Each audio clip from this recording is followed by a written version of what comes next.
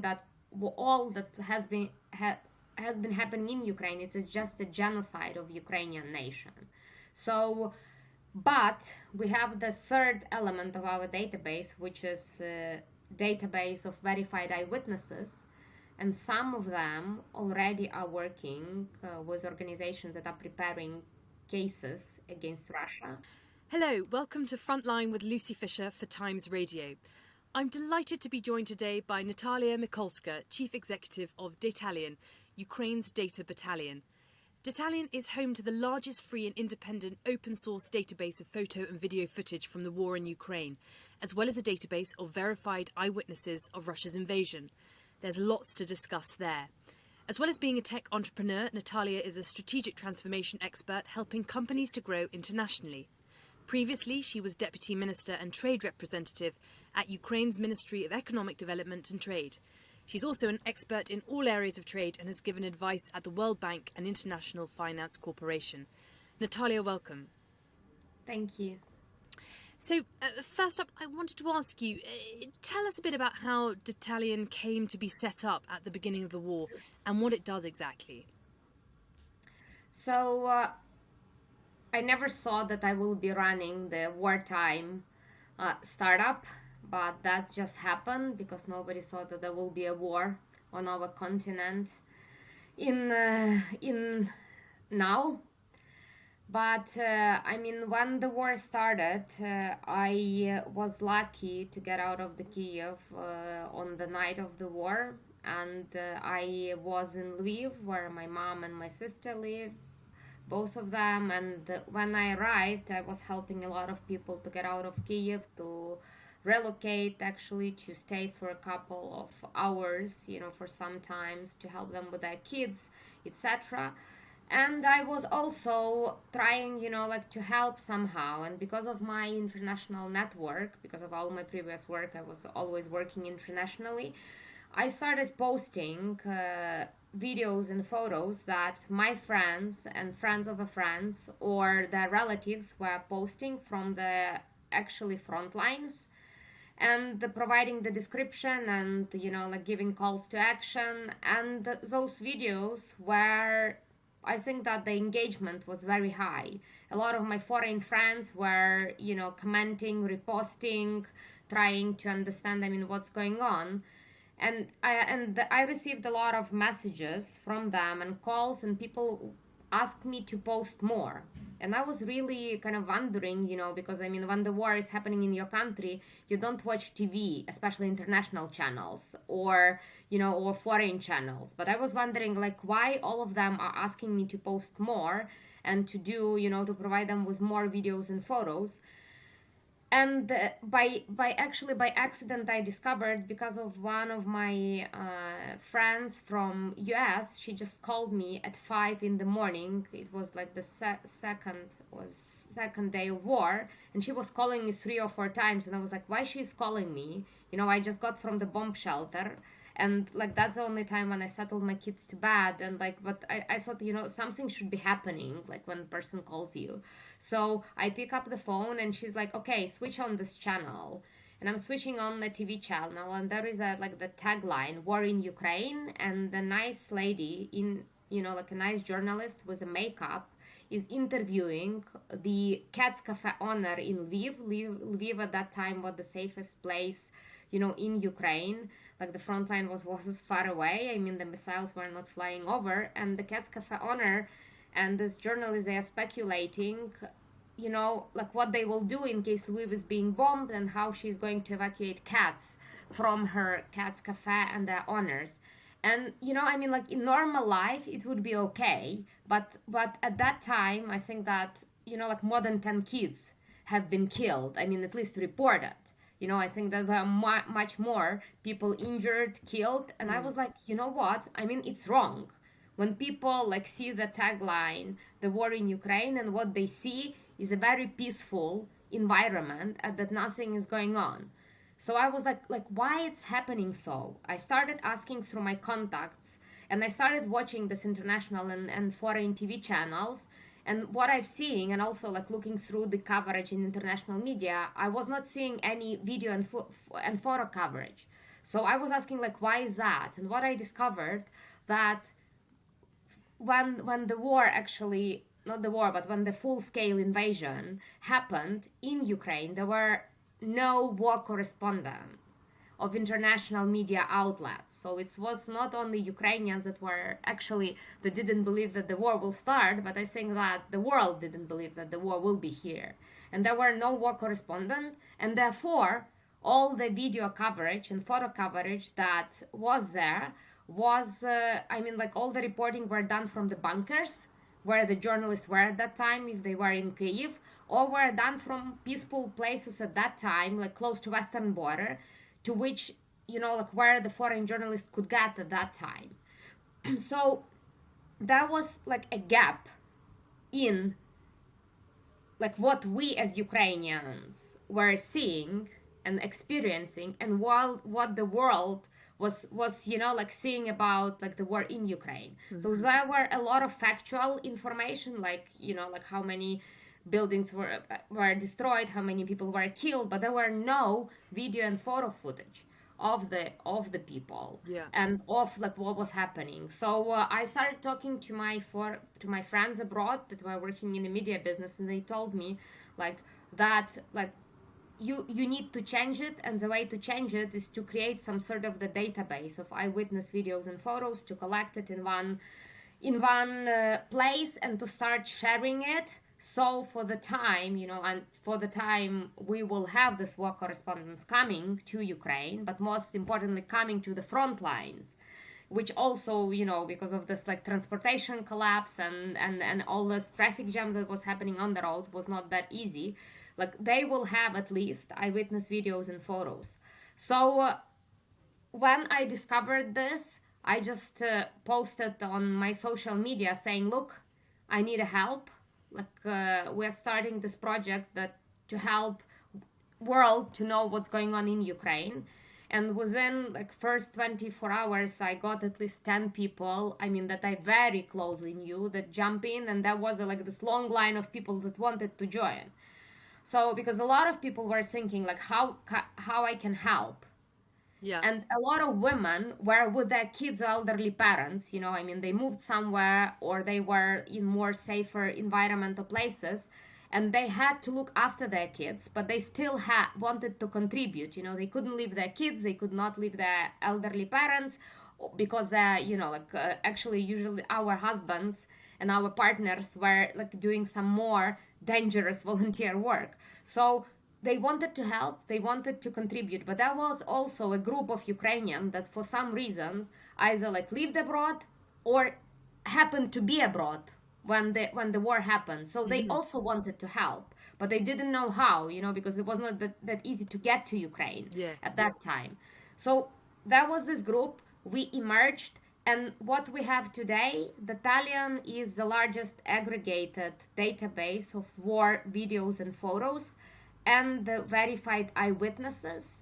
And our major goal evolved. Initially we started in order to tell world the truth about what is going on in Ukraine, but now our goal is actually to build a war archive for three important reasons. First one, we do not want the history to be rewritten, and the history taught us by ourselves. There are people attempted to rewrite some episodes of the history when it's over. The second very important goal for us is that we want to form the collective memory of what has happened, so the world will see what has happened in Ukraine through the same lens as Ukrainians. And the third, very important personally for a lot of us, is actually we want to hold Russia liable. Yes. And Russian officials liable for what they did. And our project wants to contribute to that. Yes. Through what we are doing. And we understand that in order to hold them liable, the world should understand the scale. The world should understand massiveness, and the world should understand that actually, Russia deliberately targeted civilian objects, civilian infrastructure, and civilians. Well, within the hellscape of Ukraine and the battlefield and some of the war crimes being inflicted on civilians, it is a fascinating and innovative initiative that you've come up with. And I was just having a look at it before we began talking, and it is amazing, Nataliya. There are 28,000 images there. You can rake through with such a fine-tooth comb all sorts of areas and see the sort of what's been happening on a day-by-day basis. So I wanted to ask you, who is sending in the photos and the footage, and how do you verify it? So we call ourselves, I mean, it was also evolving. Now we call ourselves aggregated database because we are aggregating the data, videos, and photos from different sources. And for our audience and for our kind of customers or end users, I usually hate to use these business words because for war database, it's like it's pretty difficult to call people kind of end users or customers, but that's like what we are working on. We really wanted to make their life easier, to make the database more usable for them. So we group the photos and videos into certain categories. We have photos and videos which are called official. So we are aggregating data from Ukrainian government authorities and local governments, so we call them official. Then we have trusted sources. We aggregate the database from Ukrainian media outlets and some other sources that we believe may be regarded as trusted. There might be, like some like doubts to that, but still, I mean, like that's our approach. And the third category, we called it unverified. So there you can find videos like eyewitness videos and photos. So you can find videos and photos aggregated from Telegram channels, from local Telegram channels, videos and photos that have actually been uploaded to our website or been sent to us before. So that's like how we work. We always questioning our approach because and we always trying like to improve this approach, but unfortunately, because we didn't have like war of such scale, or fortunately we didn't have a war of such scale in the world for a very, very long time, there is no approach that we can copy paste. Yeah. There is no methodologies that we can use for our database. And there are a couple of reasons that I think that make this war in terms even of collecting the evidences different. First one, it's the scale. Yes. Ukraine is a very big country. The front line is very long. The de facto front line. But I would say that if the front line is the whole Ukraine, because if today there was a missile attack, and the front line is all over Ukraine. I mean, it's Western Ukraine because they were targeting, civilian and energy objects there. It's like it's all over. It's Kyiv. So the scale, it's like the front line is very, very long. The second, and has like encompasses like so many cities and villages and territories. The second, this war is the war where we have so many smartphones and recording devices. Like people own them. And that's like a very different approach. So even media, a lot of journalists, professional journalists, and even a lot of professional photographers are using their smartphones to make some pictures and to make some videos. So that's like we have like so many photos and videos available because of that. Yes. And the third, very, very, I think, different. What makes this war very different is the war is going on for more than a year now. So, I mean, again, the number of photos and videos and the attacks are still going on. The number of photos and videos is just, it's like not decreasing. Yes. Unfortunately. So that's what we have to live in, and that's what we have to work for. But for us, we are a volunteer project. Yes. We are not a professional database, so we are not a commercial organization. We are an NGO. Yes. that actually a group of volunteers that formed an NGO and created this database to do what we can to document what is happening in Ukraine and to share it with the world. And therefore, we provide the description of how we collect this information, how we group it, and then people can decide whether they want to use it, whether they want to use it partially, or they don't want to use it, or they might, we receive sometimes a nice like feedback from people saying, look, especially researchers sending us some feedback saying, look, I think that this can be improved. And some of our volunteers actually joined us because they first were interested in database and they were interested in using some of the data, but then they came back with some proposals and they say, okay, I'm just like going to work on that, on improving this approach or on training your people or other things. And can I ask you, a very noble aim for this archive to be used in some of the tribunals that we are all expecting to be set up to try and seek justice for the war crimes that are taking place by Russian forces. Is there criteria that you're trying to meet, or is it unclear yet whether these photographs and footage can be submitted as evidence? For photos and videos like that we are aggregating, we are not necessarily, and our primarily goal for aggregating them is not actually for them to be used as an evidences in the cases against Russia or Russian authorities, but they may be used, some of them, especially those that were uploaded by our eyewitnesses. Some of them may be used, but overall our database may be used to prove the massiveness, the goal of them actually targeting civilians, and to that all what was happening, all the small episodes are just forming that all that has been happening in Ukraine. It's just the genocide of Ukrainian nation. So, but we have the third element of our database, which is database of verified eyewitnesses, and some of them already are working with organizations that are preparing cases against Russia, not necessarily waiting for the international tribunal to be established, but it's our ultimate goal. Everybody wants it, and that's we all will be working for that. But some of them are already working with organizations that are preparing these cases. So although we are not engaged in initiating these cases, but we are working with organizations that professionally work on that, know how to do it, and also help them to find witnesses, claimants, and to help them to find some actual evidences through our contacts and through our database. But what is very important, that our database can also be used in order to prove that we need to establish this tribunal. Yes.